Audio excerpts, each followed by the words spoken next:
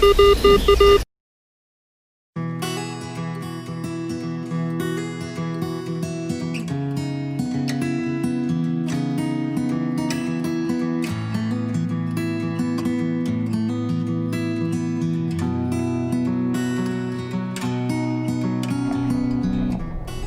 guys, check out all the wild turkeys out here eating breakfast this morning. 2, 4, 6, 8, 10, 11, I think. It looks like there's about 11 of them out there.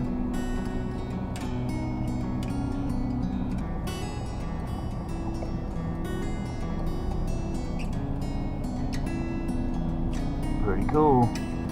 Hey, morning everybody. I'm out here today. I'm gonna do a quick video for you guys on gridding an area. If you have a wide open field with not a whole lot of obstructions, it makes it a lot easier.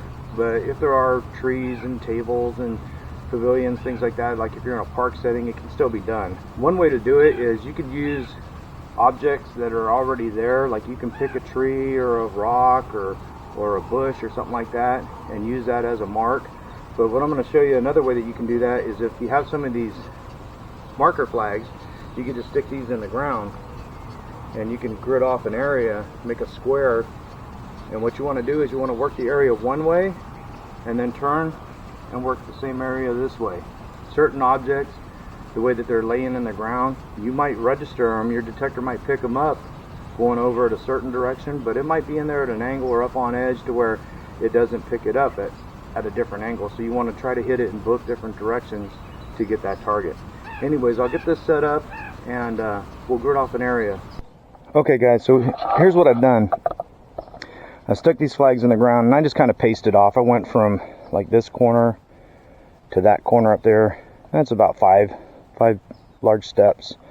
And then from that corner to this corner over here and back. I just made a box. So this is a small scale. I'm going to make it small so I can work this area for you guys. You can do this on a larger scale to cover more of an area, but we'll see what's inside this one little square. What I'm going to do is I'm going to just swing one direction this way, and then I'm going to go back this way through the box and see what we can find. And I'll dig every reasonable target, every decent target. If it sounds choppy and foil-like, I'll probably pass it up, but we'll see what happens. Alright guys, let me get geared up and we'll see what we can find in this box.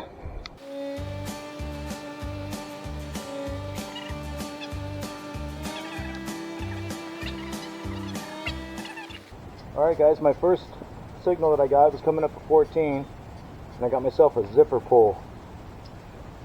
Alright, on to the next one.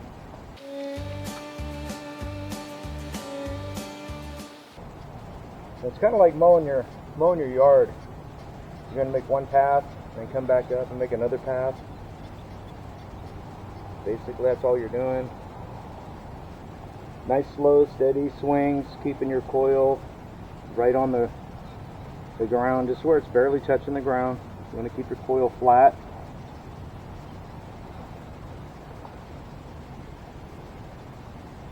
Here's a nice solid 21.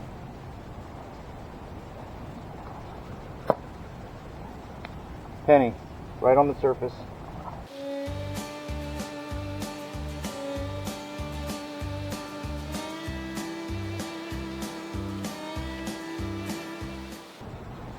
Alright guys, so there it is. I just went this direction here, back and forth. So now what I'll do is I'll start here and go back and cover the same area and see if there's anything under the ground that might be laying a certain way that my detector didn't pick it up.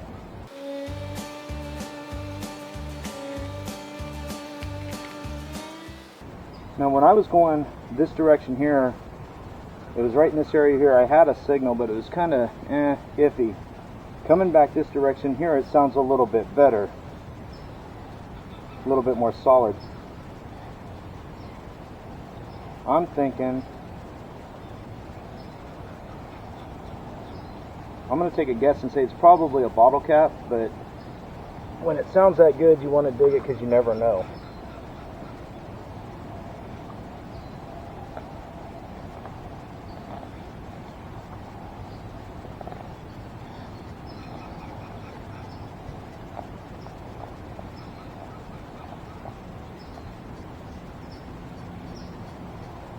there you have it, guys. Bottle cap. But what I'm saying is, I went by over at this direction and it sounded pretty nasty, so I passed it up. But when I came back this direction, it was coming in a lot sharper, so probably depending on how it was laying in the ground, gave me a better reading this way.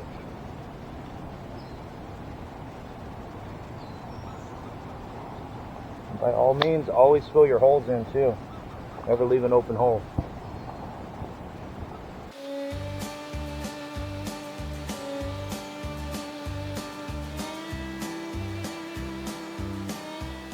Alright guys, so there you have it. This is a small area that I gridded off. It's not very big. I ended up with one zipper full, a penny, and a bottle cap. This area is all cleaned out. I got all the trash and everything out of here as far as that bottle cap goes, I guess. But no signals, no other signals left behind. Now what you could do is you could pull these flags from this end and you could go this way and just continue your box and just move your box that way or this way or that way, however you want to move it. Or like I said, you can use that trees, bushes, whatever landmarks are available, you can use those as well. But let's see, what I'm going to do is I'm going to pull this flag here and this flag here, and we'll come up.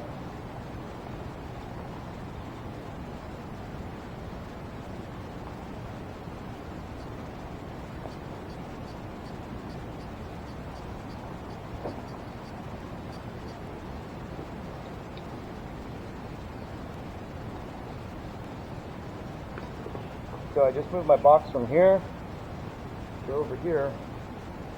Same size, I just did a five paces. So let's go ahead and grid this area and see what we can find.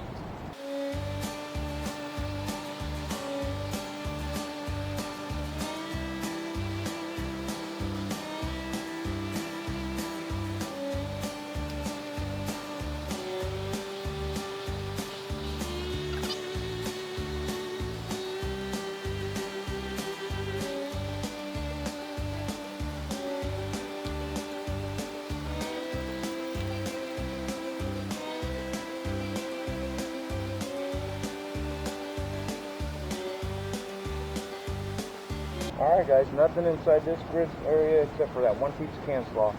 We'll keep moving the box and see what else we can find.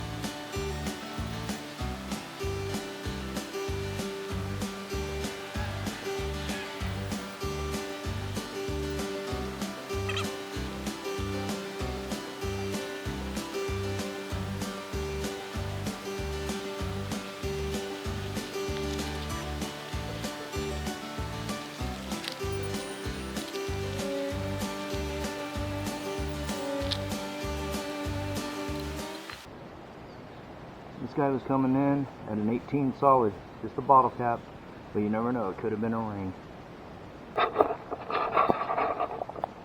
Alright guys, so there you have it. That's how you grid an area. I got one dime, a bottle cap, and a piece of gum wrap or foil that was right on the surface. So anyways, you can kind of get the gist of the idea. I did the flags as a visual aid You can use flags if you want. You can just pick landmarks if you want. But that's how you grid an area, guys. Thanks for watching. Okay, guys, I'm still working that grid pattern like I started off with this morning. And I'm finding a lot of coins, a lot of bottle caps, pull tabs.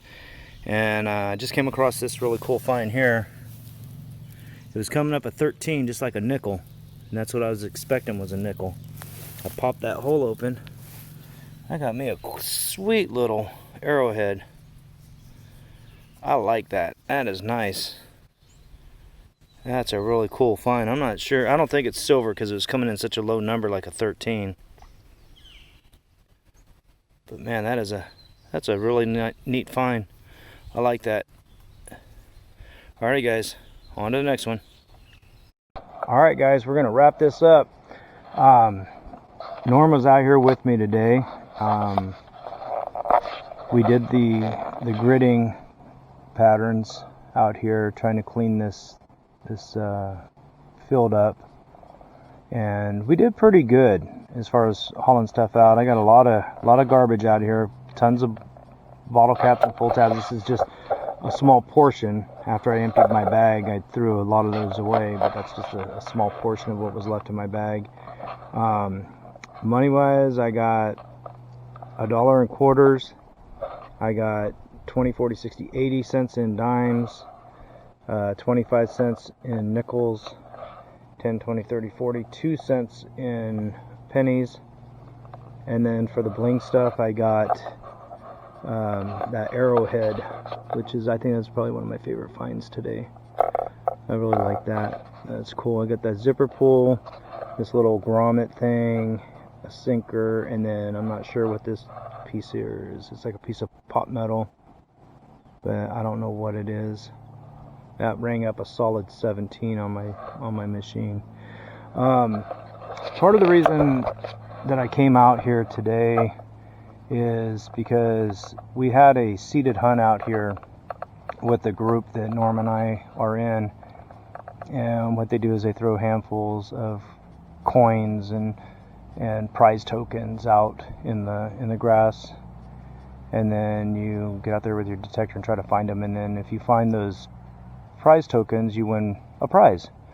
And after we got done with our seated hunt, there was 3 prize tokens unaccounted for that were not found. And by doing that grid pattern today, I ended up finding 2 of those 3 that were missing in action. So there they are right there. You get those, you win a prize. I don't think they're valid anymore because the seated hunt has expired. So, but anyways, there's still one more out here in that field somewhere. I think if we continue to grid it, we'll find it. It's out here somewhere. Norm, you want to let everybody know what you pulled in today? Yeah. Unfortunately, I didn't make it to the hunt, but came by and tried to see if I could pick up what people maybe missed. So we got, I think, 24 cents in pennies. We have 10, 20, 30, 40, 50 in dimes, and 30 in nickels. Maybe the oldest penny here in the pile is like 1974, but considering, not too shabby. I didn't get any cool quarters like that guy did, but you know, hey. Well, one thing I want to point out, if you look at Norm's pile here, and I'll show you on mine too, you can see which ones were obviously, these were the seeded, the shiny dimes. These were dug. Norm dug these. These look like they might have all been seeded, just laying on the surface. And then all your shiny pennies. This was a dug penny here. Mm-hmm. These are all shiny pennies. Those were just recently dropped in for the hunt. And then if you look over here on my pile, you can see the same thing. I forgot to point that out. Over here, you got that one shiny quarter that was left over from the hunt. These 3 here were dug. Same with the dimes and stuff. And made the observation earlier with everybody out here with metal detectors. So, look at how much was missed. Right. There was probably, I'm guessing, there was probably 15 or more people out here with metal detectors. And it's not a big field. It's not a large area. And, I mean, you're right beside somebody swinging your detector in most cases out here during these seated hunts. But, yeah, it's amazing how much stuff was actually missed. So, and there's probably still more out there if we just continue to grid and work this field and clean it out. All right, guys. So I think that's going to be it till next time. Yeah. So thanks for joining us. Thanks for the support. Oh, real quick, I wanted to point this one out. This is an odd coin here. I've never found a coin like this. I'm going to try to get a better picture of it for you. I'm thinking it's a quarter, but it's really hard to tell. I can barely make out where it says "In God We Trust," and then a small portion of where it says United States. There's one section here on the edge where you can see the ridged edge where it was a coin, but it's super thin and it's super smooth. It's like a piece of glass smooth. I don't know, I've never found a coin like this before. I don't know if it went through a fire or what, but I'm going to try to get some better pictures of it and post them up there and see if we can't figure out what's going on with this one. Alright guys, so anyways, we'll see you at the next one. Have a great day. Talk to you later.